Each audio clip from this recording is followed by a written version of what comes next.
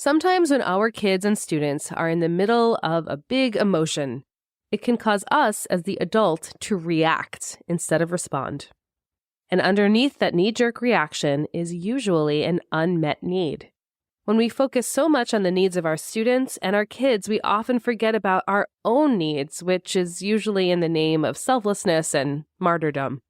However, when we start to make connections with our own emotions and prioritize our own needs, we can show up better for everyone around us. Even something as simple as asking yourself, what am I feeling right now? Am I hungry?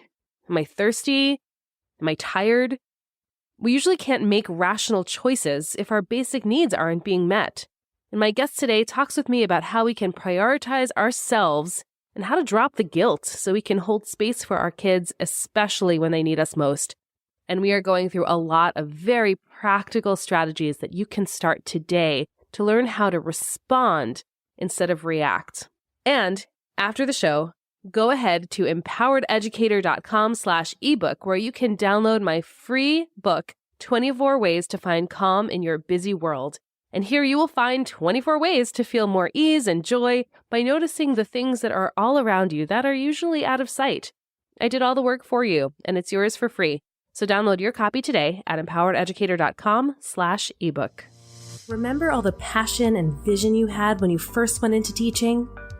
Feeling like building young minds and creating community through your work would make a lasting impact on this world?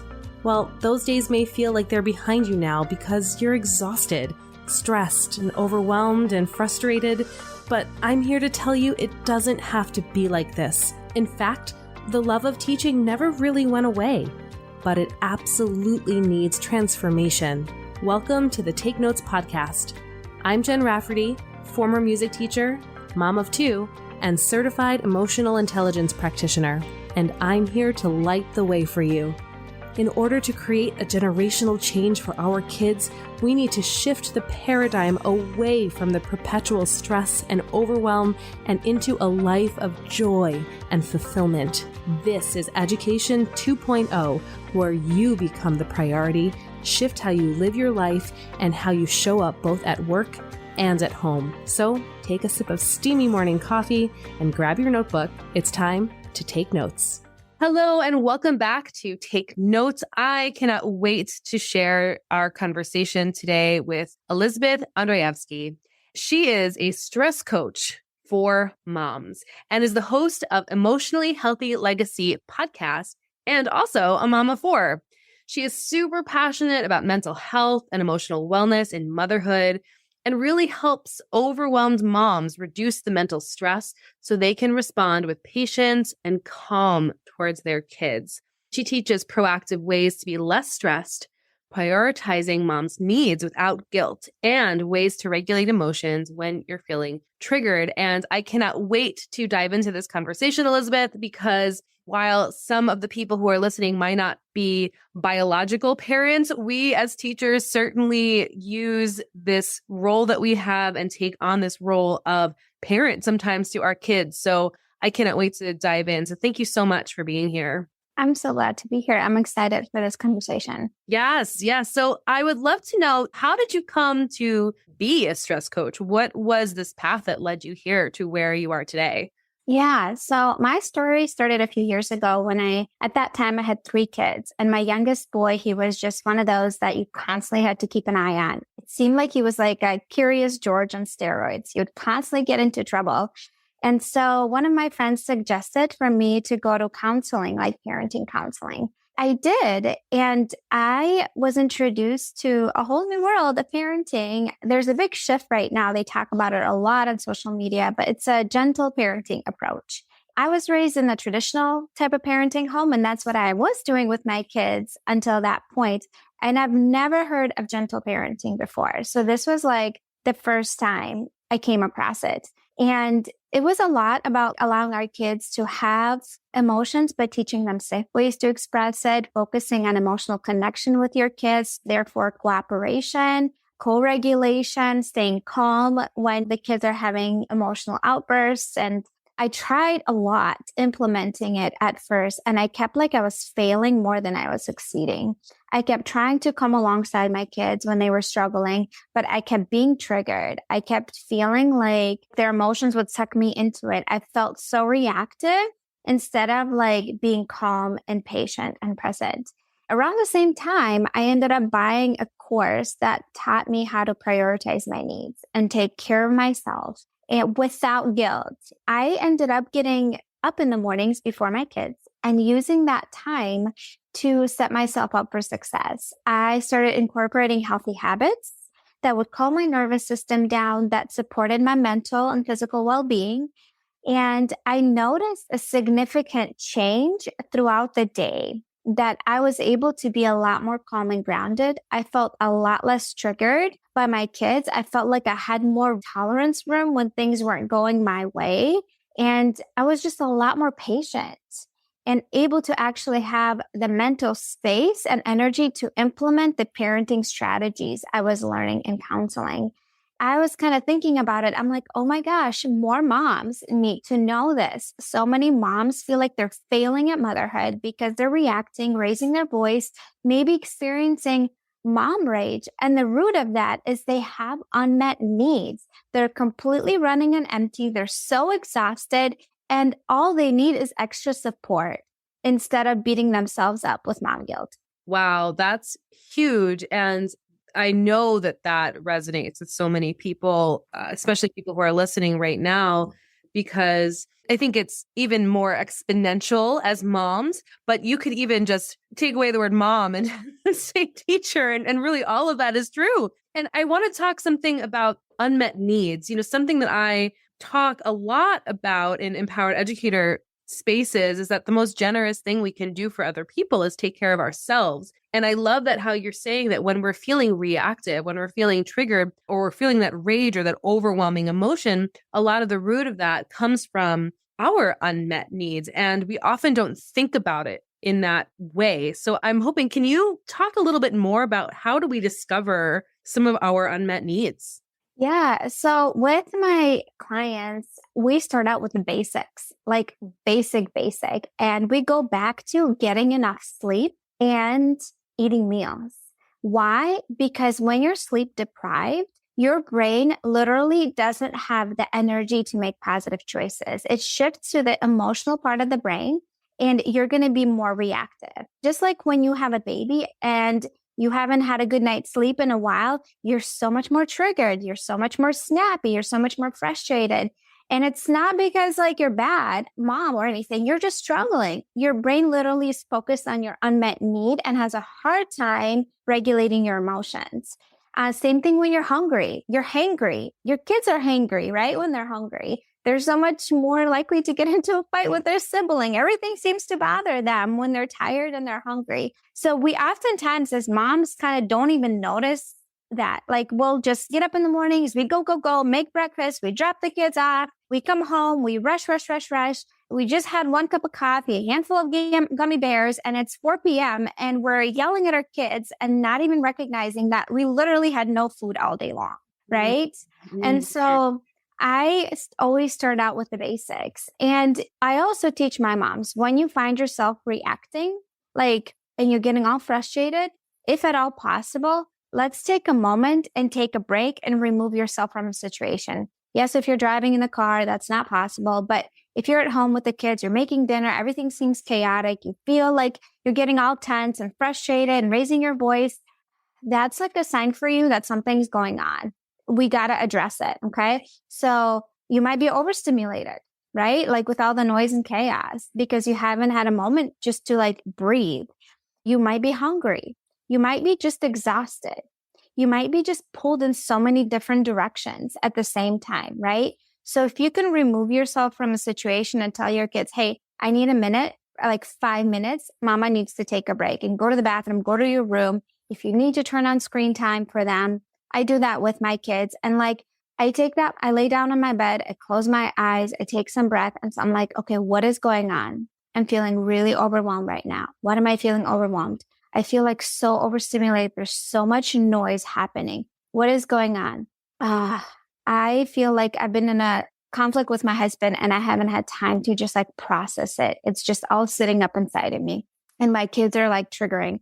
I didn't feel seen or heard by him. And that's the root, you just kind of like go backwards and work through it. Or it's like, I feel like I'm pulled in so many different directions. Why? Because I said yes to too many things. Why? Because I'm a people pleaser. Okay. We got to like work through that. So what can I do? Right? That's what I help you figure out. What is going on? What's the root of you being so overwhelmed and so triggered? There's always an underlying thing. And we get to it and then we address it. We take action, right? And it's like, if you're hungry, okay, grab yourself like a granola bar or some protein or something like that to just fill you up a little bit. Are you just thirsty? Do you need to put the kids to bed a little bit earlier so you can go to bed a little bit earlier, right? Do you need to take some things off your plate? Do you need to ask for more help, right? Like there's always a reason why you're reacting. Always, always. I love that you took us through some of those scenarios because that makes it so real. You can certainly identify yourself within those stories or kind of fill in the blanks, right? And fill in your own stories there because it's so real and we don't often talk about it because there's so much shame and guilt that goes along with this. But, when you said when your child is acting in a certain way, you go through those questions. Did they eat? Are they hungry? Do they need to poop? These are all things that we ask about our kids, right? But we don't often take the time to be reflective about how we're feeling because taking time for ourselves opens up a door for needing something. And because of this world that we live in, right? This patriarchal world that is just in the air that we breathe, needing something is oftentimes, more often than not, associated with shame, guilt, self-judgment, as in, I should be able to do it all. I should be able to have everything together. What's wrong with me? So how do you go about walking your clients through giving themselves permission to have needs and to ask for what they need so their needs are met? So here's my view on this. Technically, you could try to do it all. But what happens when you do? You get overwhelmed, you get stressed out. Something is going to give, right? When you try to do it all, something's going to give, and it's going to be you, your mental, physical, or emotional well-being. It's always going to be you, right? If you try to do it all. And technically, some people do, but they get to a point where they are completely burned out, completely exhausted. It creates so much tension with their family. Their physical health is suffering. Like it will come at a cost. Eventually, it's going to get to that point. So seeing it from that lens, that yes, technically I could do it all, but is it sustainable? It's not. Is it actually serving me and my family? It's not. So think about the moments you tried to do it all. When you put that pressure on yourself, when you put that expectation, what happens? You get so overwhelmed. You get so stressed out. I heard this analogy and I thought this was great. There's no CEO of a company that is truly successful that does everything themselves. They always have help. Like they have people on their team that do designated things. If one person tries to do absolutely everything, they will eventually burn out. Okay. And they're going to crumble. And if you don't pick a time to rest, your body's going to pick it for you. And it will be at a very inconvenient time. I'm so glad you said that because you're right. Your body talks to you all the time, but we're not very good at listening because we have this idea that we can get by or function without acknowledging what our body is trying to tell us. But my question there is just getting by good enough? Is that good enough for you? Is it good enough for your family? Is it good enough for the people in your life? So what kind of ways can you start to listen to your body? Because you're right. If you don't, your body's going to tell you what it needs and it's going to smack you across the face and make sure you are in bed resting, whether it's from a backache or a headache or illness or something more serious. It's going to make you listen if you don't. So how do we even start that process of becoming aware of what we need? I think what helps to do that is like reflection, and you need to kind of pause. Oftentimes what I work through with my clients is like, we need to see what are things in your life that are not serving you, some commitments that you took on that we need to kind of release and just let go of for this season. And that will give you some space in your day to just have a time to reflect. Because if you're go, go, go, go, go, you can't even realize what you need because you're just constantly going. You don't have the room, like the physical time or the mental time to like reflect. So we do work through like, what is not serving you? What can we delete out of your life right now? Okay. What are we going to focus on? All right. So what are some things that we can do today to support you? So I teach my clients to journal all the time. Journaling really helps you like process and figure out kind of like what is going on. I've been feeling so depleted. I've been feeling so overwhelmed. I feel so bitter at my family. Why? Because I feel like I'm doing everything and nobody helps me out. And everybody keeps asking me to do stuff and I'm just one person. Okay. So we kind of go through it like, okay, well, maybe we need to delegate things to your kids, right? Maybe we need to hire some help. Like we kind of like go backwards and work through all those things and figure out what is the root and how can we actually address something to create change that will trickle down into the rest of like the family. Yeah. And I think asking for help in those concrete ways, they're really important. Giving your kids jobs. I guess we fall into this role. We just like do all the things because that's what we think we're supposed to do. But as soon as you give your kids jobs or you ask your partner for help or you hire someone to clean your house for you so you have time. So on a Sunday, you're not spending your day off cleaning your house. You can spend it with your family. These are really important life-changing choices that's going to really affect how you show up for everybody in your life, because when you're good, everyone's good.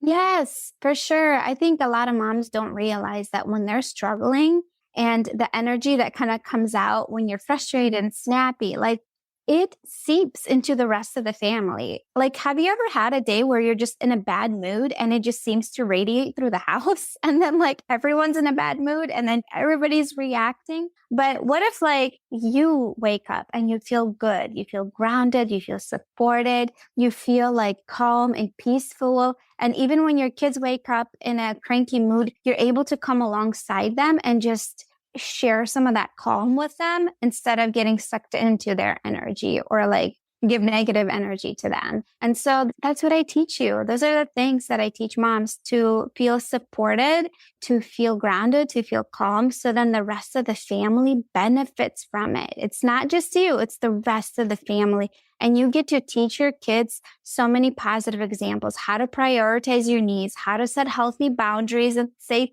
no to things that are not serving you, right? How to get over some of the mental blocks that we're like, well, I have to, well, I should be able to do it all. Well, who said that? That's just something that you put on yourself. Like we choose to let go of that. You can choose to shift the way you think and it's going to completely change the way you do life. Oh, 100%. I think that's something that was so interesting to me about you and the work that you do in the world and really aligns with what I do here in my work with educators is that we have so much more agency than we realize, that we are truly in the driver's seat and can decide, yes, no, I want to attach to this belief. I don't want to attach to this belief. This thought is serving me. This thought is not serving me. This expectation that came from my mother, that came from her mother, that came from her mother does not exist in this world that we're living in right now. I'm going to let go of that one. And until we start taking the time to do any sort of reflection, like what you were saying, that pausing, that questioning, we're always going to be on this autopilot default, which is going to keep us safe, the same and same old, doing the things that we're not actually working towards. We're saying we want something else, but the things that we're thinking, doing, believing aren't aligned with that. So everything that you're saying is so on point. And one of the things I would love for you to talk a little bit more about is the boundaries piece, because while it can be really easy sometimes to say to your kids, okay, I'm tired of picking up after you. You need to pick up after yourself now. And if you don't, these are some of the consequences. When we talk about boundaries with the other adults in our lives, with the people we have emotional connections to, that can sometimes get a little bit tricky. So can you walk us through some of that process of how do you know that you need a boundary, and then how do you communicate it so then you can uphold it? So are we talking about like commitments if somebody's asking you to do something? Sure, that could be something, yeah. Okay. So So that's something that people have a hard time with boundaries because they feel guilty or feel bad saying no. So if somebody, let's say your plate feels full and then somebody comes up to you and asks you to plan a baby shower because, well, you're good at it, right? Like that's just something you're good at. And they're asking you, but when you think about it, they asked you that and you're like, oh my gosh, another thing to do. And you feel like this heaviness and dread. That is a sign from your body that there needs to be a boundary there. If somebody asked you the same thing and you're like, oh my gosh, I'm so excited. Like, I can't wait to do that. And like, you truly feel that and you feel expansive and you feel like light about it because you do have the space in your schedule to do that, then that's a sign for you that it's a good thing to do. So there's a saying that every time you say yes to something, you say no to something else. Okay. So keep that in mind. That is really, really important when it comes to like commitments. When people ask you to do something and you want to say no, it makes me think of Phoebe from Friends in the first season. She's like, I'd love to, but I don't want to. But like, no. So if somebody asks you to like be committed to something and you can't fully say yes, you can't say yes 100%, that's a sign for you to say no.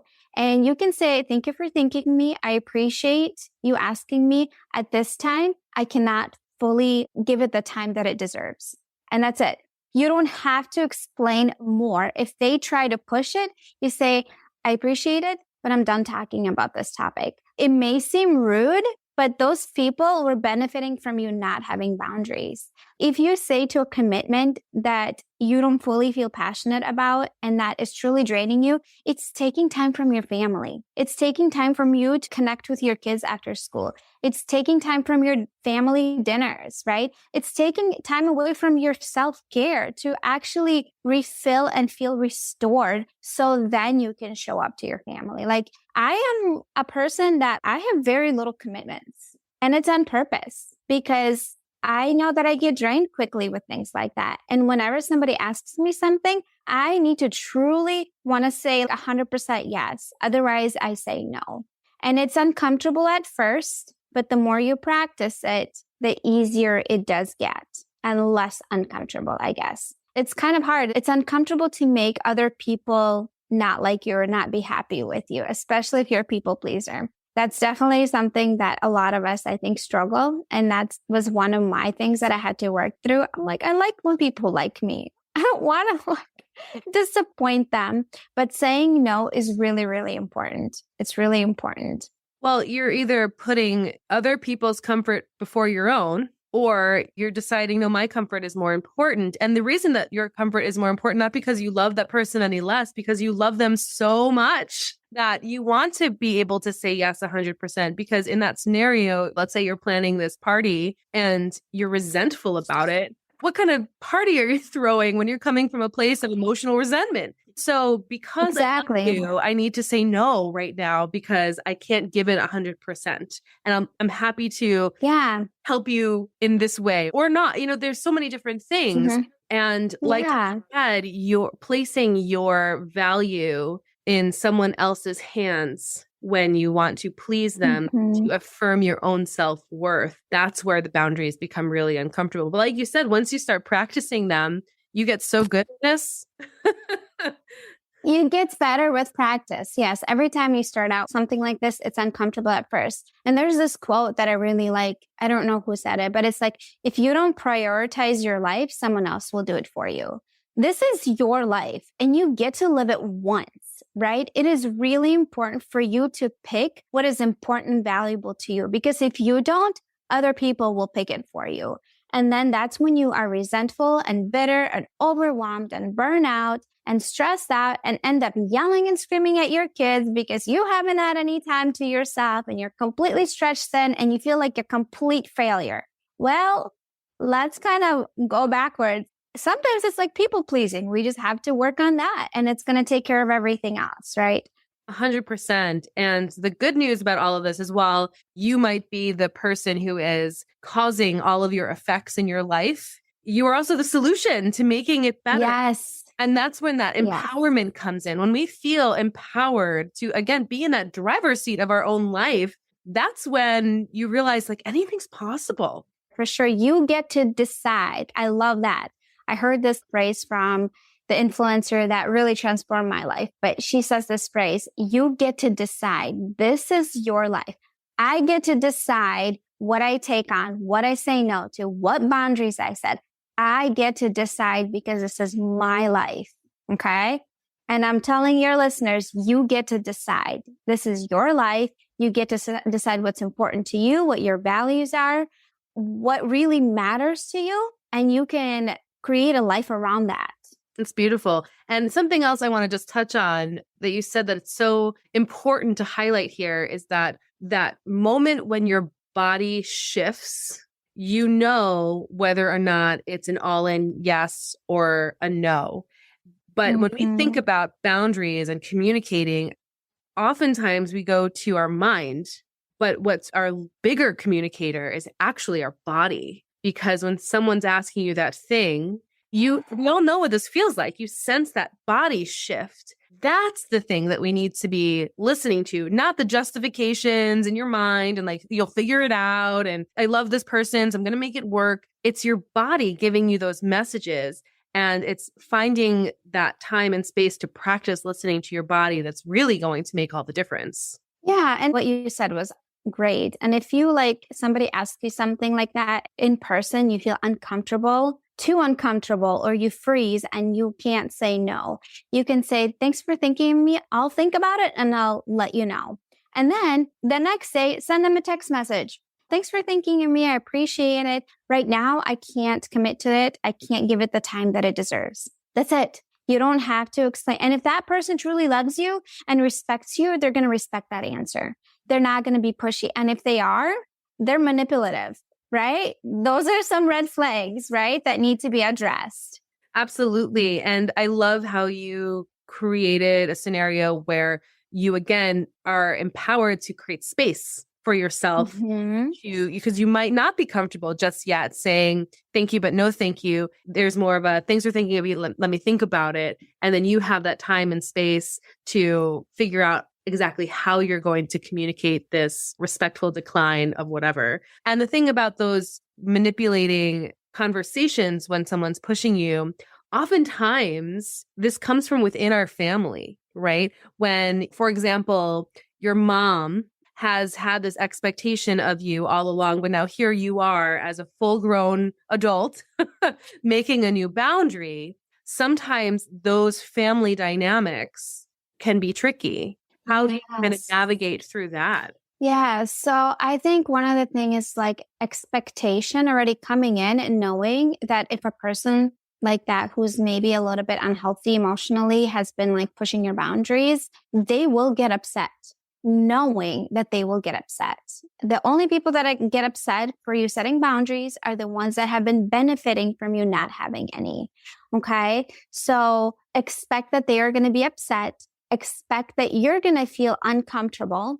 And I think what is super crucial in order for you to stick with your answer is having a support system. Having like either another friend or a coach or a coworker or a therapist, somebody that is helping you to make these boundaries, but to stay strong with your answer. And the more you stick with it, the better it gets with time. Like it's going to take practice. It's going to be uncomfortable. Some people might get even angry and mad. And guess what? They'll just get over it, right? Because this is how we create a healthier legacy with breaking some unhealthy patterns of the way things have been in our family for generations. Yes. And I'm so glad you said that about support and community, because we need that. We cannot do this in a vacuum.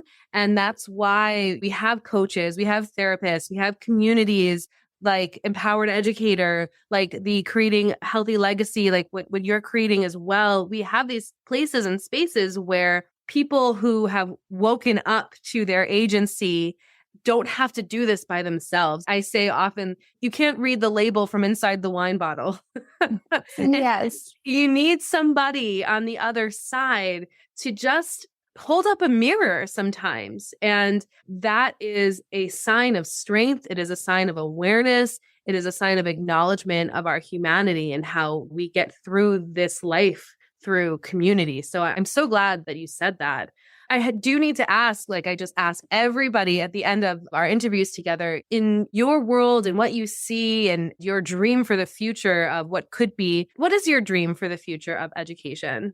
My dream is I think for moms to get in a better place themselves so that they can educate their kids, right? And be role models for their kids. Because if we want our kids to grow up in like a healthier generation and have healthy boundaries and healthy mental health, emotional well-being, emotional regulation, it starts with us as moms, because you want it or not, you're the CEO of your home. And like your kids model and reflect a lot of the things you do. So if you want the future generations to change, especially with your kids, or if you're a teacher in school, it starts with you from that inner work, and then it's going to spill out into the rest.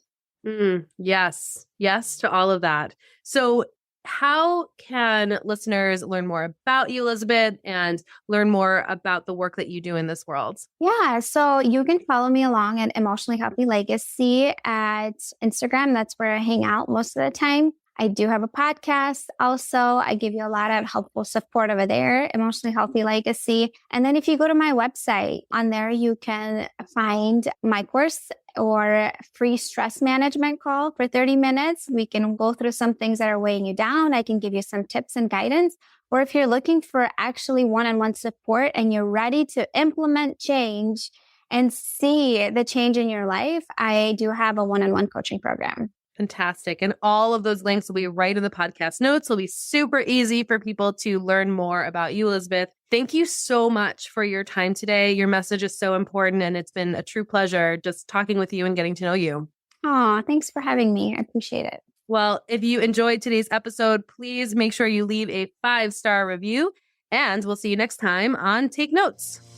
Incredible, right? Together, we can revolutionize the face of education. It's all possible, and it's all here for you right now. Let's keep the conversation going at Empowered Educator Faculty Room on Facebook.